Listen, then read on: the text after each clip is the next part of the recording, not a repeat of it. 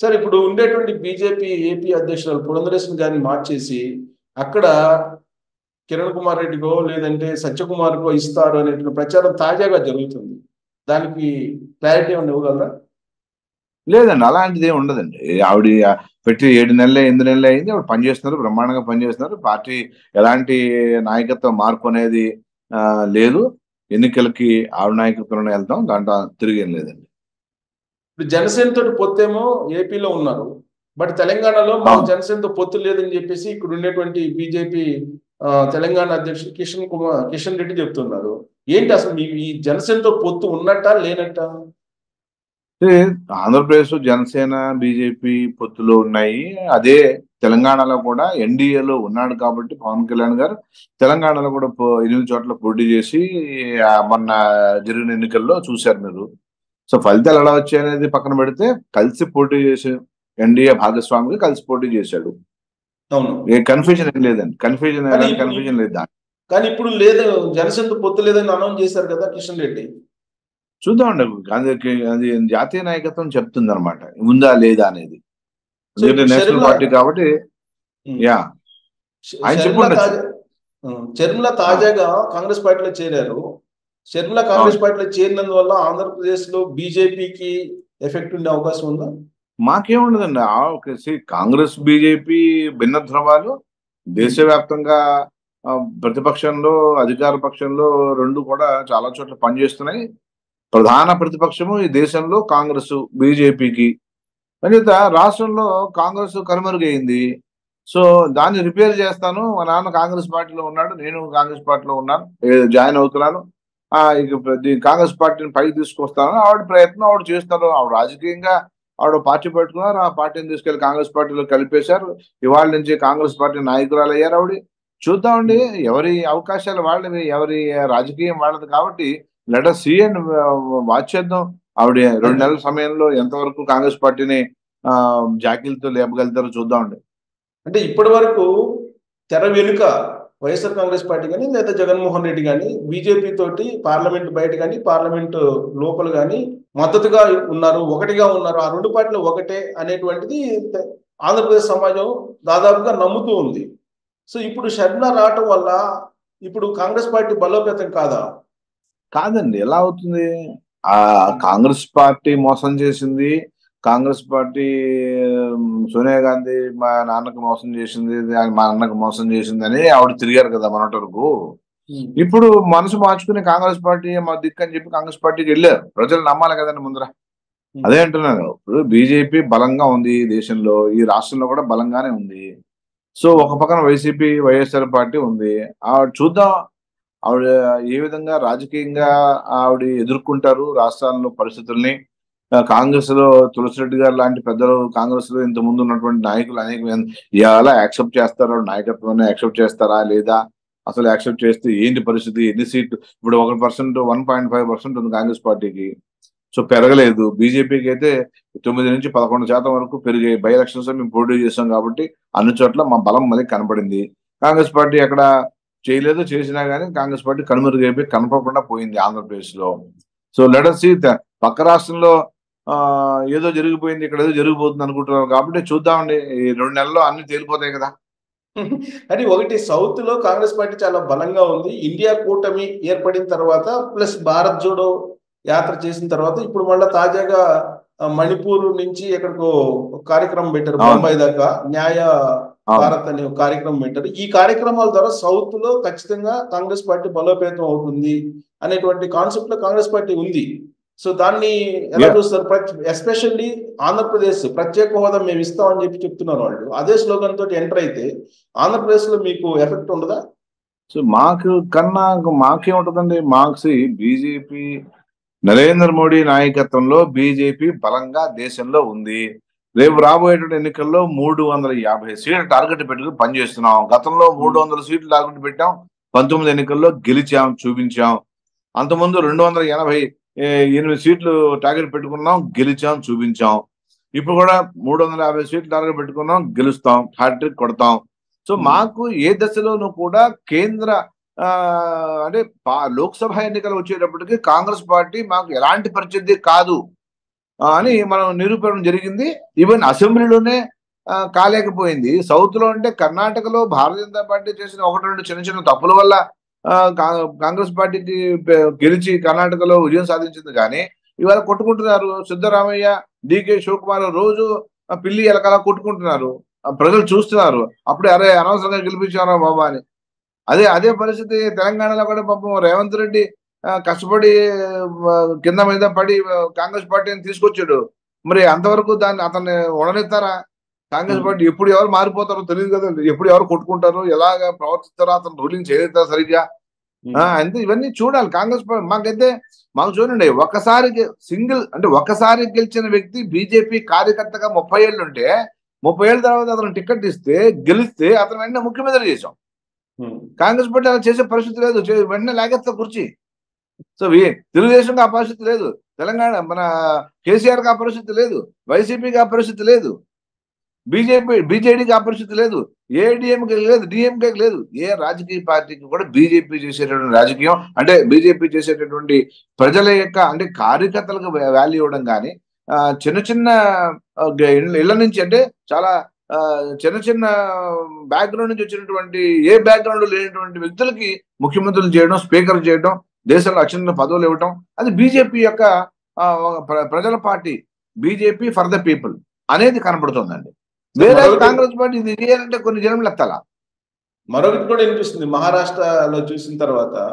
మరొకటి కూడా వినిపిస్తుంది కదా, మహారాష్ట్ర కానీ దాదాపు 12 రాష్ట్రాల్లో మీరు ప్రభుత్వాలు ఏర్పాటు చేశారు గందరగోళం చేసి. సో అది సపరేట్ కాన్సెప్ట్. ఇప్పుడు ఆంధ్రప్రదేశ్ లో అసలు వైసీపీకి బీజేపీకి మధ్య బంధం ఉన్నట్ట లేనట్ట?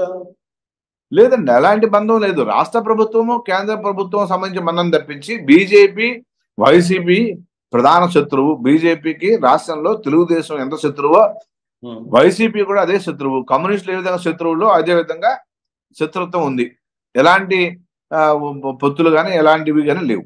10 ఏళ్ల నుంచి బెయిల్ మీద జగన్మోహన్ రెడ్డి కొనసాగడానికి కారణం ప్రధానమంత్రి నరేంద్ర మోడీ అండే అని చెప్పి అనే వాళ్ళకి ఏం చెప్తారు? సరే, ఎలా అవుతుందండి? ఇప్పుడు గత కాంగ్రెస్ ప్రభుత్వం పెట్టిన కేసులు, ఆ కేసులన్నీ కోర్టులో ఉన్నాయి. కోర్టులకి మాకు సంబంధం ఏముంటుందండి? అదన్నా మేము పెట్టిన కేసులు అయ్యి మేము పెట్టిన కాదు కదా. కోర్టులో ఇప్పటికీ నడుస్తున్నాయి, వాదోపవాదాలు జరుగుతున్నాయి. ఇప్పటికీ కోర్టుకి ఆయన తీసుకున్నాడు, ఏమంటారు దాన్ని, లాయర్లు పంపించి కోర్టుల నుంచి దాన్ని తీసుకుని నడిపిస్తున్నాడు ఆయన. అంచేత కోర్టులకి జ్యుడిషియరీ సిస్టమ్ ఈజ్ డిఫరెంట్. మీ అందరికి తెలుసుందే కదా. కొత్తగా ఈ దేశంలో ఏ మార్పులు జరగలేదు కదా. సో జ్యుడిషియరీ సిస్టమ్ ని మనం విమర్శించడానికి లేదు కానీ, బట్ నరేంద్ర మోడీ గారి అండతోటే ఆయన బయట ఉన్నారు, లేకపోతే బయట ఉండరనే కదా అందరూ అనుకునేది. ఇవన్నీ రాజకీయ విమర్శలు, పనులేని చేసే రాజకీయ విమర్శలు సార్ ఇవన్నీ నిజం కాదని ప్రజలకు తెలియదా చెప్పండి? ప్రజలకు నిజంగా ఇలాంటి పనులు చేస్తుంటే బీజేపీ అన్ని రాష్ట్రాల్లో బీజేపీకి ఎందుకు పట్టం కడతారండి? నార్త్ ఈస్టర్న్ క్రిస్టియన్ స్టేట్స్ లో బీజేపీని దిగ్విజయంగా జరుగుతుంది. గోవా క్రిస్టియన్ స్టేట్ మేజర్, అలాంటి 70% గోవాలో బీజేపీకి ఓటేశారు. సో ఇది కుల మతాలకు అతీతంగా సబ్కి సాత్ సబ్కి వికాస్ నినాదం ఏదైతే మోడీ ఇచ్చాడో, మోడీ భరోసా తోటి, మోడీ మీద ఉన్న భరోసాతో రాష్ట్రంలో కూడా గెలుస్తాం, దేశంలో మళ్ళీ గెలుస్తాం. అంచేత ఎలాంటి భయాలు లేవు సార్. 2019లో జగన్మోహన్ రెడ్డి గెలవడానికి బీజేపీ తెర వెనుక బాగా అండగా ఉంది, నిలబడింది, అందుకే గెలిచాడని చెప్పి అంటారు. అలాంటి అండనే 2024లో కూడా అందజేయడానికి బీజేపీ సిద్ధంగా ఉందా? లేదు. అసలు బీజేపీ అప్పుడు ఇండిపెండెంట్ గా బీజేపీ పోటీ చేసింది, మీ అందరికీ తెలుసు. సరే, ఓట్ల శాతం తక్కువ వచ్చినప్పటికీ కూడా మేము ఇండిపెండెంట్ గా పోటీ చేసాం. మమ్మల్ని కాదనుకుని తెలుగుదేశం ఇండిపెండెంట్ గా పోటీ చేసింది.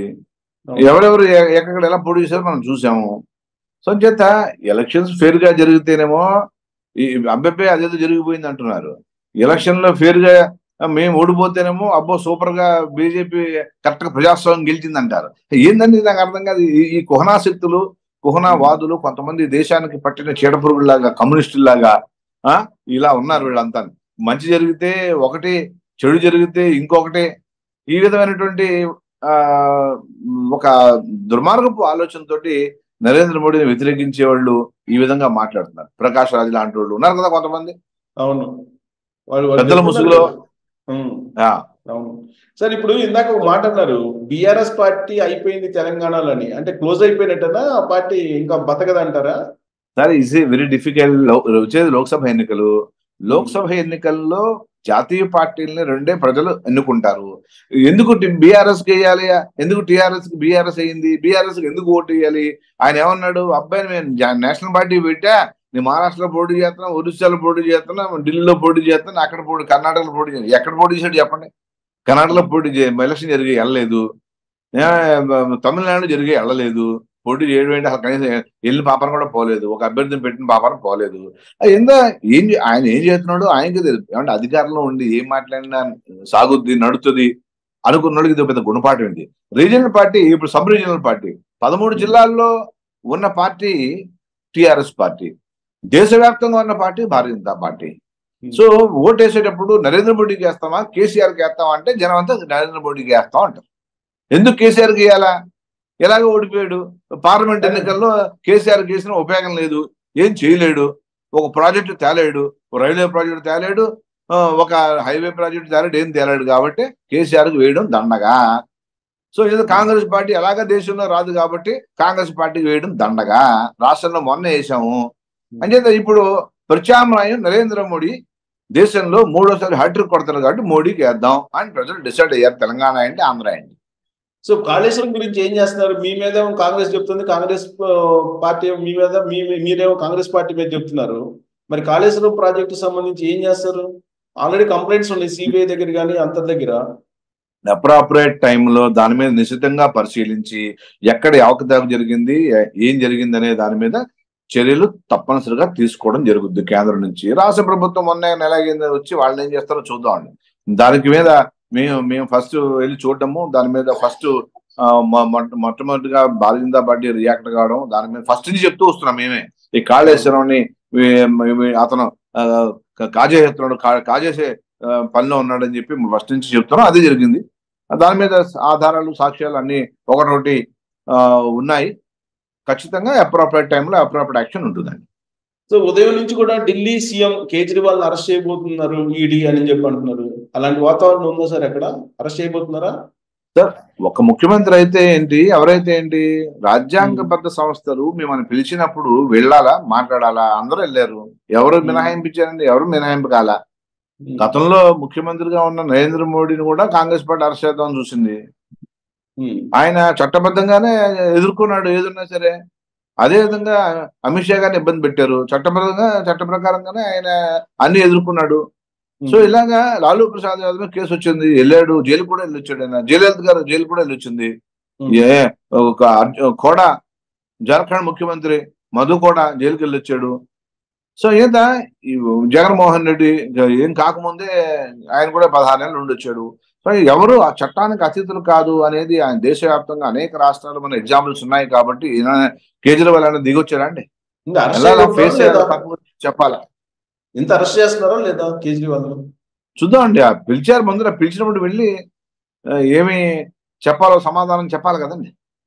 సో కేజ్రీవాల్ అరెస్ట్ చేస్తే ఇమీడియట్ గా కవితను కూడా అరెస్ట్ చేయబోతున్నారు అనేది ఇప్పుడు తెలంగాణలో జరుగుతున్నటువంటి ఒక రాజకీయ పరమైన చర్చ. అక్కడ దాకా వస్తారా? సో చూద్దాం. చట్టం తన పని తాను చేసుకెళ్తుంది. ఇదేదో మోడీ చేసేది కాదు, మా నడ్డా గారు చేసేది కాదు, నేను చేసేది కాదు.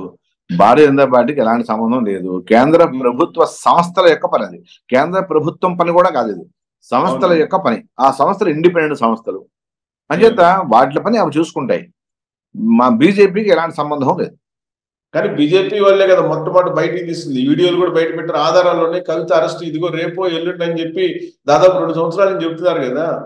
చూద్దాం. మాసది ఆవిడ తప్పు చేసిందని మేము నమ్మాము కాబట్టి ఆవిడ మీద అలిగేషన్ చేశాము. సో ఆవిడ కేసు వచ్చింది, ఆవిడ కేసు కోర్టులో పెట్టుకుంది. సో అంచేత అరెస్ట్ అనేది తప్పలేదు అనుకుంటే ఆ సంస్థలు చేస్తాయండి, అది మనం బీజేపీ చేసేది కాదు. కాబట్టి అయితే అలిగేషన్ చేయడంలో, ఒక ఆధారాన్ని చూపించడంలో మేము సఫలీకృతం అయ్యాం. అది సంస్థల యొక్క పని. చేస్తాయా, చేయవా, ఓన్లీ ఇంటరాక్ట్ చేసి వదిలేస్తాయా, అరెస్ట్ వరకు వెళ్తారా అనేది వాటి పని.